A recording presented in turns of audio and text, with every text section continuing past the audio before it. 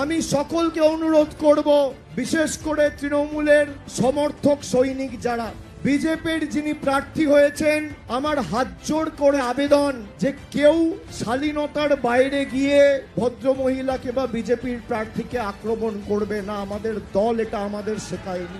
আরজি করের যে ঘটনা ঘটেছিল, সারা বাংলায় বিভিন্ন প্রান্তে মানুষ রাস্তায় নেমে প্রতিবাদ করেছিল।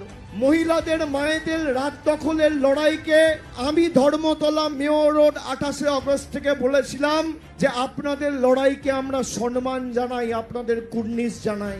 যে ঘটনা 9ই আগস্ট আরজি করে ঘটেছিল তার নিন্দা আমরা সবাই করি। মুখ্যমন্ত্রী মমতা বন্দ্যোপাধ্যায় ঝাড়গ্রামে ছিলেন 9ই আগস্ট।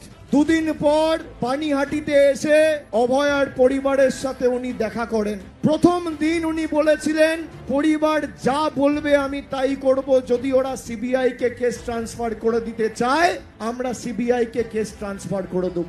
48 ঘন্টার মধ্যে কলকাতা পুলিশ যাকে অ্যারেস্ট করেছিল সেই সঞ্জয় রায়কে তার এখনো শাস্তি সিবিআই দিতে পারেনি। প্রায় 1.5 বছর ধরে তদন্ত চলছে। আমি বিজেপির প্রার্থীকে খালি এতটুকু অনুরোধ করব যে আগামী 24 তারিখ আমি শুনছিলাম এখানে প্রধানমন্ত্রী আসবেন।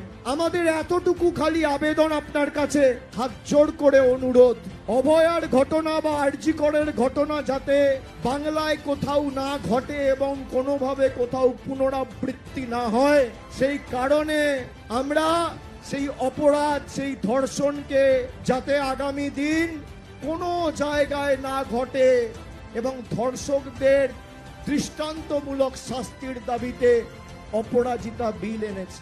রাজ্য সরকার সেই বিল রাজ্যপালের মাধ্যমে দেশের রাষ্ট্রপতিকে 1.5 বছর ধরে পাঠিয়েছে। আমি খালি বিজেপির প্রার্থীর কাছে আবেদন করব যে আপনি যদি সত্যি চান এরম ঘটনার বাংলায় বা ভারতবর্ষে কোথাও না হয়, তাহলে দয়া করে প্রধানমন্ত্রীকে তার সভামঞ্চে বলবেন, রাষ্ট্রপতিকে বলে সেই বিলে সম্মতি দিতে যাতে অপরাজিতা বিল পাস হয়।